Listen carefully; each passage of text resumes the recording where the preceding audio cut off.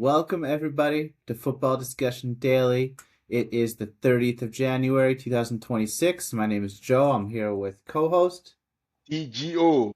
EGO or George, and today, the Champions League knockout phase draw was done, and we have 8 fixtures for teams that are going into the round 16. These will be played leg one, leg two towards the end of February, and the winner gets to face one of the top 8 teams uh, from the group stage of the Champions League.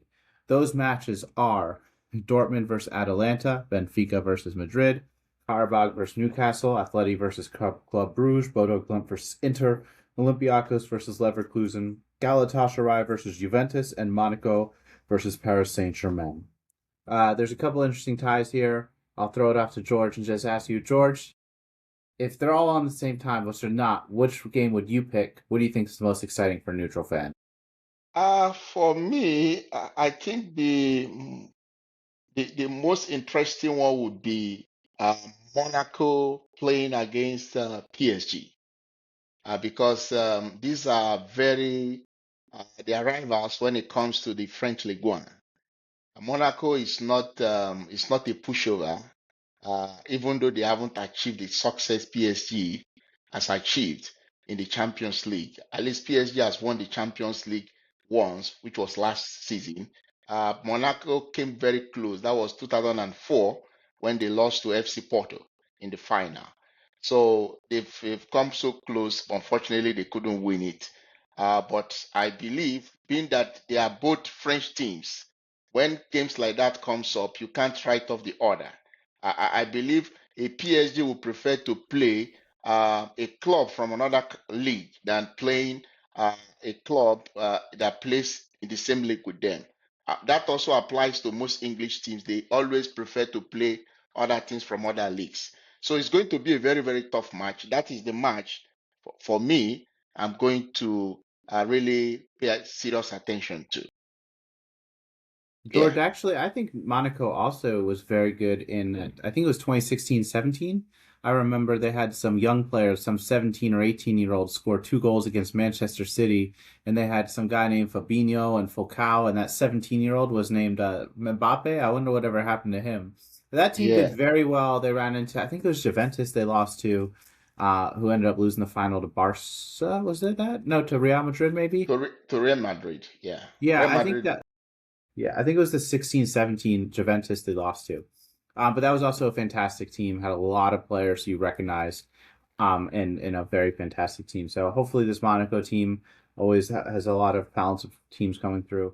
I think, George, when it comes to most exciting fixture, there's what's the most drama, and that I think is Benfica versus Madrid.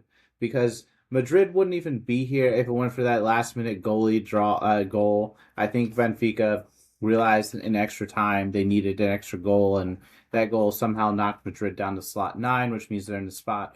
Also, there's this guy who coaches Benfica named Jose Mourinho. He used to coach Yeah. Madrid. Yeah. I think that he knows deep down his team's probably less talented, but also this Madrid team is a lot of egos are beatable, just at this stage because sometimes those egos, no matter Alonso is not able to get those egos together in order to play disciplined football. We'll see if Arbeloa can. I think they're vulnerable. Liga, Portuguese teams, tend to also have some talent. Nico Otamendi is a very experienced center back, who can still play, and we'll see what happens there. So I think as from a drama perspective, I think from a pure like gameplay perspective, I could see Monaco versus Paris being good because those two teams know each other, and so the managers are going to really be able to set down advanced tactics. I think Dortmund, Atalanta are two teams that Yeah. this year are very different pace. Dortmund is very fast paced physically in the past, and Atalanta tends to be more have been that way in the past, but this year are playing a little slower. So that might be interesting. But I think I'll probably watch Paris or Benfica Madrid for that drama.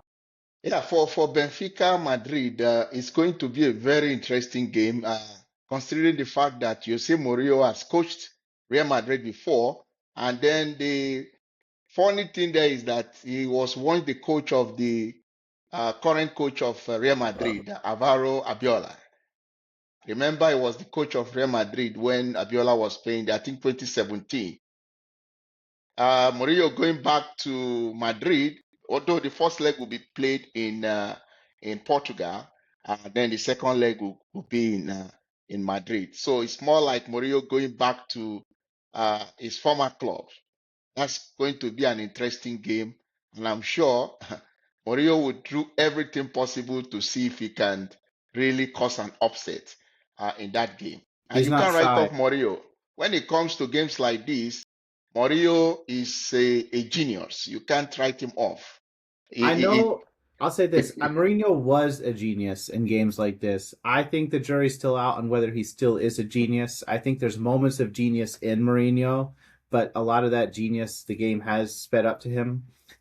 Is how I'll phrase it, because I don't think it's completely gone. But he was one of the smartest people in the game 10 years ago, and a lot of people have caught up, in my opinion. No, the truth is, Mourinho is not rated as he was rated, let me say, 5 years ago, because of the kind of teams he has been handling in the recent time.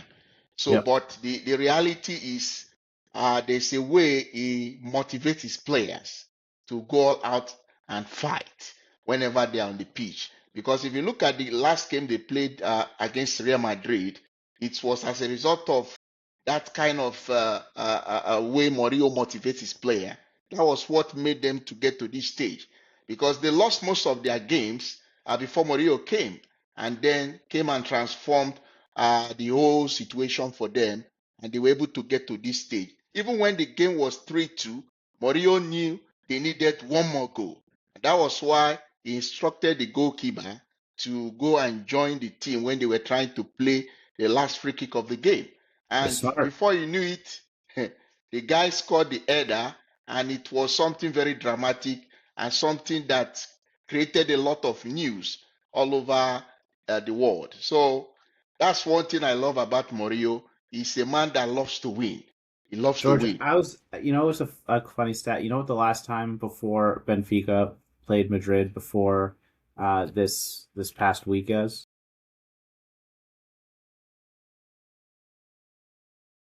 I'm gonna get an exact date on here, but what do you think? Can you take a guess?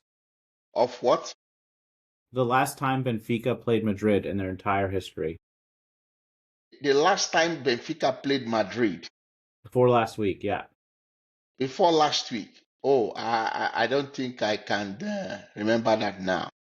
George, how could you forget the 1964-1965 quarterfinals or the 1962 Champions League final? That was the only three times in their histories they've ever met in the 1960s, and now they're going to meet three times in about 5 weeks. So that's pretty cool too. These are two very storied clubs. Eusebio, I've never seen him play, and I hate making judgment on players I've never seen play, but he's widely regarded as one of the great African players ever, and he played for Portugal before it gained independence. He was Angolan Portuguese before they gained independence from Portugal, I believe. He was a Benfica legend, and Are you talking about Eusebio? yeah, that's what I'm talking about. Eusebio is from Mozambique, but he played for Mozambique. Portugal. Yeah, he's from Yeah. Mozambique. So it was well known when he played in the World Cup in 1966, and I think he was the highest goal scorer in that World Cup. So Yes, but yeah, he's a Benfica legend, and yes. these are two very storied clubs meeting. Haven't met in 60 years, are meeting again for three times in 5 weeks. So that's pretty exciting. George, what about in these other matchups? What about Karabag Newcastle, Athletic Club Bruges, Bodo Glimt Inter, Olympiacos Leverkusen, Galatasaray versus Juve? Any of those that you feel like have warranted discussion? Well, one of the game I am very interested to see. I want to see how Bodo Glimt will face Inter Milan. I want to see if they will continue the surprises they've been giving to people this season's Champions League. I want to see what they can do. And then another team I'm looking at, Karabakh. They've not been too bad in the Champions League. That's the club from Azerbaijan. Nobody really gave them a chance, but I watched them play against Chelsea, How and did they do? Chelsea must have won. They're they, such a bigger club, right? because everybody thought they are going to be a pushover in that game, and they came and they almost defeated Chelsea in that game. The game ended 2-2 in that match. The one game that made people to start taking Karabakh serious was when they went to Benfica and shocked Benfica. They came from a goal down and then they turned the game around and they defeated Benfica right in front of their fans. So for such a team, you don't underestimate them, because if you underestimate them, they might give you the shock of your life. So Newcastle United has to take things very serious. They shouldn't underrate Karabakh. If not, they might get the big surprise of their life. So, but based on paper, one would give it to Newcastle. I'm expecting Newcastle to win the game, except something strange happens, then Karabakh can surprise every one of us, and then we can see a big upset. Same thing applies to the game between Bodo Glimt and Inter Milan. Everyone would give it to Inter Milan based on the quality of players they have, based on their history, what they've done in the world of football. But in football, things can happen. We've seen team surprise other teams. Last season, nobody gave PSG a chance, but I we don't know saw about what they that. did. No, I I didn't. think a lot of people are like PSG has billions of dollars. It's a matter of time before they advance. And George, I think that fans sometimes are dismissive of these teams they've never seen play from Azerbaijan or Cyprus or whatever. But I think the players in the dressing room very rarely are dismissive because it's their whole job to take things seriously. The margins are so tight when you're talking about the difference between a lot tighter than us fans like to believe when it comes to the difference between this, these smaller what we perceive as smaller teams in Europe versus your larger teams in Europe. There are very fine margins that these bigger teams are trying to exploit. It's over 90 minutes. One goal is not that big of a margin. If they play 100 times, a lot of these smaller clubs would win more often. I mean, a couple times.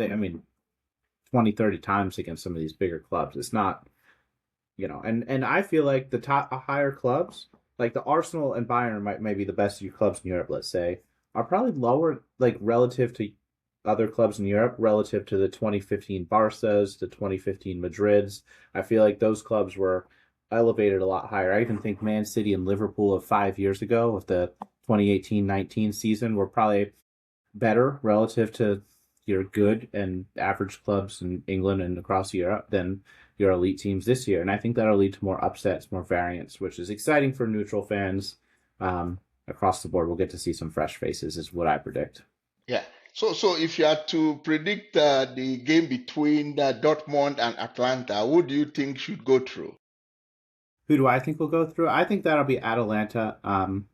I lied if I seen these teams more than once or twice this year, but Atalanta, I do feel like historically have been, are still just, they have the age profile and experience to really win and grit. I feel much more so than Dortmund does, but I'd have to look at their squad profiles, George, because I'm really not familiar. You put me on the spot. Well, for me, I think I'll give it to Borussia Dortmund because they have some very good players like Gurasi, who is a very good striker. They have Karim Adeyemi, who has been doing very well. So, for me, in terms of quality, for me, I think Borussia Dortmund has that edge. Even though Atlanta still has some very good players like Ederson, Lookman, that is Ademola Lookman. These are very good players as well. It's going to be a very tight match. But for me, based on the history of both teams in this competition, I think I will give it to Borussia Dortmund. George, one last observation I'll say before I go into our final questions for the day is you look at the bracket, the left side of the bracket is probably the four best teams in this, or sorry, the eight best teams in this, and the right side of the bracket is probably the eight weakest teams. There might be one or two outliers in that statement, but generally the teams on the left side, who are Benfica, Madrid, Dortmund, Atalanta, Cala, Juve, Monaco, Paris, are stronger than Karabakh. The teams on the right side, which are Karabakh, Newcastle, Athletic Club, Bruges, Bodo Glimt, Inter, Olympiacos, Leverkusen. I think it'll be interesting. Whichever teams in that top eight are drawn to the right side, I think their chances of winning the Champions League are going to go up as we go forward. But that's a topic for another time because that draw is in a month. I'm going to finalize. I'm going to end our show with 3 questions. Should the round of 16 be country locked? We'd love to know your thoughts. George is talking about Monaco versus PSG. Just the tie that he doesn't want to see as a neutral fan because they play each other all the time. And what do you think? That was a rule change with a new format. They were locked in the group stage. Which team excites you the most? Which tie excites you if you're a neutral fan? George and I both agree Benfica, Madrid, Atalanta, Dortmund should be exciting ties. And which team do you think drew the short stick that you thought was great and probably had a tougher tie than they deserve? Let me know your thoughts. Fly on whatever platform you follow us on. Have a good rest of your day. Thanks.